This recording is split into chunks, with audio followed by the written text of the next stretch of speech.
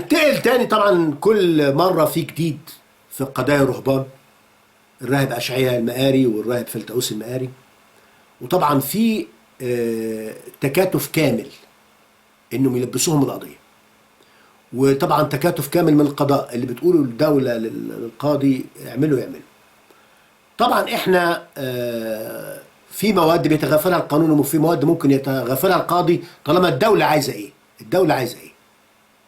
يعني في حاجة معينة ان هو مفروض ان الشخص اللي هو بيتم التحقيق معاه في اي قضية كانت سواء جنائية سواء غيره، يتم التحقيق معاه في وجود محامي. المبدأ ده لو اختل اعترافاته في عدم وجود محامي لا يؤخذ بيها، والقاضي لا يؤخذ بيها، ويعتبر كل ما بني على باطل فهو باطل. لكن لما يكون القاضي مسيس ساعتها مش هيبقى قاضي، هيبقى موظف لدى الدولة بينفذ اللي عايزاه.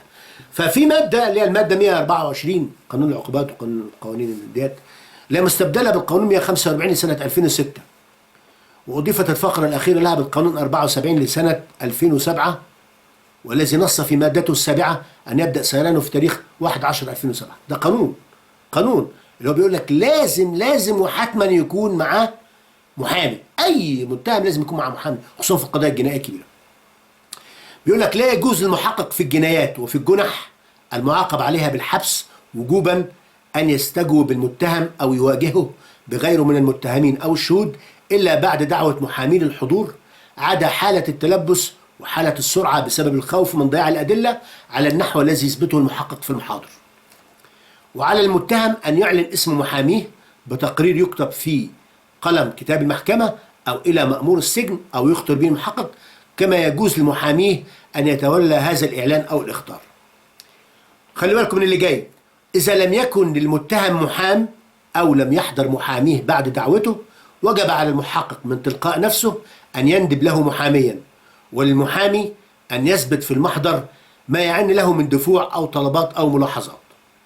ويصدر المحقق بعد التصرف النهائي في التحقيق بناء على طلب المحامي المنتدب أمرا بتقدير أتعابه، وذلك استرشادا بجدول تقدير الأتعاب الذي يصدر به قرار من وزير العدل بعد أخذ رأي مجلس النقابة العامة للمحامين، وتؤخذ هذه الأتعاب حكم الرسوم القضائية. يعني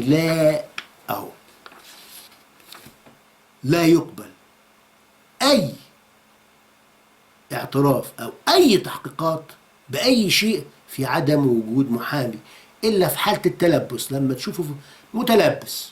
وطبعا في حالة الراهب أشعياء والراهب فلتأوس مفيش أي نوع من أنواع التلبس. الشيء بقى اللي أثار الدهشة عشان يتعرف الموضوع ويظهر الحق، إن الموضوع فيه لبس. إن خالد عبد الحميد رئيس المباحث اللي تاني يوم ما اتقتل الأنبا أبيفانيوس اترقى بقى مساعد وزير داخلية. الراجل ده بعد قرار الحكم ب 17 دقيقة نزل مقال من 1100 كلمة بقرار الحكم بأنه اتحكم عليهم بالإعدام. طب إزاي أنت في خلال ال 17 دقيقة دول كتبت مقال في 1100 دقيقة في 1100 كلمة، خصوصا وإنك ما تعرفش القرار، ويبقى معنى كده ان القرار متسرب. معنى كده انك انت من قبل الحكم ما ينطق، من قبل القاضي ما ينطق بالحكم كنت عارف القرار. معنى كده ان كان في موالسة ما بين القاضي ورئيس المباحث. رئيس المباحث اللي هو خالد عبد الحميد، اللي القاضي نفسه ما رضيش يكتب اسمه في القضية، قال الشاهد الاول. المحامي ايهاب سدرة والمحامي التاني اللي معاه مشيل حليم يقولوا له اكتب اسمه خالد عبد الحميد، يقول لا الشاهد الاول. نشوف كده. خالد عبد الحميد الشاهد الاول المشرف على تعذيب أشعياء نشر خبر قرار الإحالة بعد 17 دقيقة على صفحته الشخصية. المقال مكون من 1100 كلمة. السؤال: هل 17 دقيقة كافية لكتابة مقال مكون من 1100 كلمة؟ هذا يعني أنه كان يعلم بخبر القرار مسبقا. يعني في تواطؤ ما بين القاضي في الجلسات وما بين خالد عبد الحميد رئيس المباحث. وده اللي كان واضح لما القاضي رفض يكتب اسم خالد عبد الحميد ان هو واكتفى بكتابه الشاهد الاول وما رضيش عنه اسمه. العمليه واضحه جدا.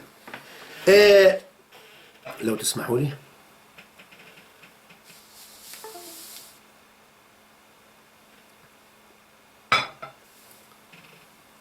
القضيه كل الادله اللي قالوها المحكمه واظهرتها غير معترف بها ومشكوك فيها. وقلنا 60,000 مرة إن الماسورة ما عليهاش بصمات، وإن الماسورة المفرغة دي ما تعملش جرح قطعي يعمل الرد ده، وإن الراهب كان ساعتها موجود في الكنيسة وحضر الصلاة مع إخواته كلهم. وقلنا بعد كده كمان إن الراهب فلتأوس كانوا معاه إخواته وعيال إخواته معاه وسهران معاهم طول اليوم، استحالة يشارك في جريمة زي كده. وقلنا أساسا إن في كاميرات متسجلة أخفتها تبين إن الراهب كان مع ناس زوار وشهدوا. وقلنا كمان ان اول ما اتقتل والرهبان اكتشفوا الجثه واخدوه يودوه العياده لقوا له قاعد هناك له. يعني العمليه متدبره ازاي الامن يعرف ان في راهب اتقتل جوه الدير والرهبان نفسهم ما كانوش عارفوا ازاي، لولا ما في سين وتك وتك وتك وتواصل. طلع على اليومين دول خبر كده على النت بخصوص الرهبان، خبر كده انا شايف ان الخبر ده ليه اغراض، لكن انا مش هفسره دلوقتي، هفسره مستقبلا، مش هتكلم فيه دلوقتي. ان هو في واحد بيتهموه مسيحي غير اشعيا وغير فلتأوس، راجل عليه سوابق، قبل حادثه القتل ب 33 يوم قال الانبا ابيفانوس انا هقتلك، انا هقتلك. هذا الشخص المسيحي عليه سوابق وبيقول لك يهارب في الجبل، وهو كان بيتاجر في السلاح وجايبين صورته حتى. انا مش هقول اسمه. ليه مش هقول اسمه؟ حتى جوي عياد اللي هي اللي بتتنبأ دي او حاجه ذكرت تفاصيل الشخص زي دوت وكلام من دوت، والناس بتقول ان هو ده اللي قتل بدل الرهبان. انا مش هقول رايي دلوقتي، انا مش هقول رايي دلوقتي في القصه دي. هقول رايي بعد ما اشوف الحكم على الرهبان بايه. يعني لينا جلسه تانيه ولينا كلام تاني ولينا تفسيرات تانيه في قصه هذا الشخص وغيره. اوكي؟